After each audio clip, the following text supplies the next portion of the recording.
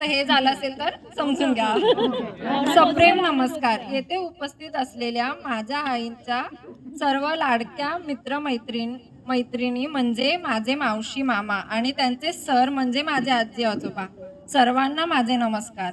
मी कृतिका कैलाश कदम, मनीषा कैलाश कदमची मुलगी. आजचा हा दिवस माझ्यासाठी आणि आपल्या सर्वांसाठी खूप खास आहे.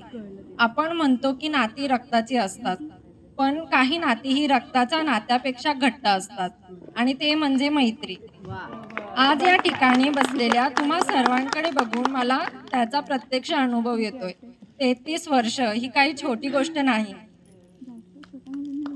हा, शाळेच्या पहिल्या दिवसापासून ते संसाराच्या जबाबदाऱ्या पार पडेपर्यंत हा प्रवास तुम्ही एकमेकांच्या सोबतीने केला आहे.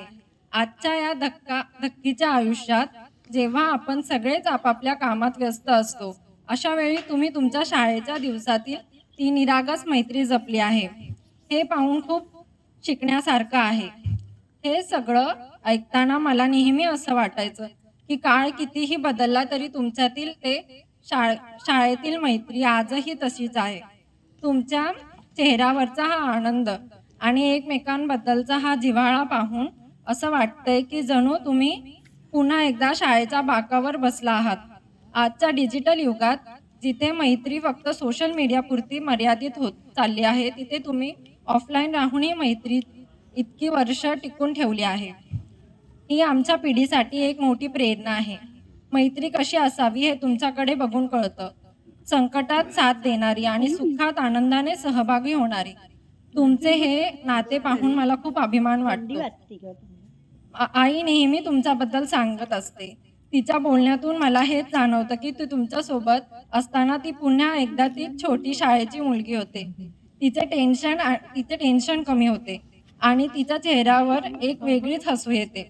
तुमच्या या मैत्रीने काळाच्या अनेक वादळांना सोसला आहे, पण तुमच्या एकमेकांवरचा विश्वास कधीही कमी झाला नाही. आजच्या या धावपळीच्या जगात जिथे लोक लवकर एकमेकांना विसरतात, तिथे तुम्ही 33 वर्ष ही अटूट मैत्री आमच्यासारख्या तरुण पिढीसाठी एक मोठी उदाहरण आहे. शेवटी मी हेच बोलेल, मैत्री असावी तुमच्यासारखी,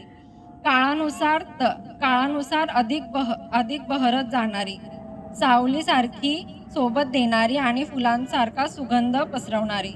तुमची ही मैत्री अशी जन्मोजन्मी टिकून राहो हीच ईश्वरा चरणी प्रार्थना. थँक्यू. सॉरी थोडं मराठी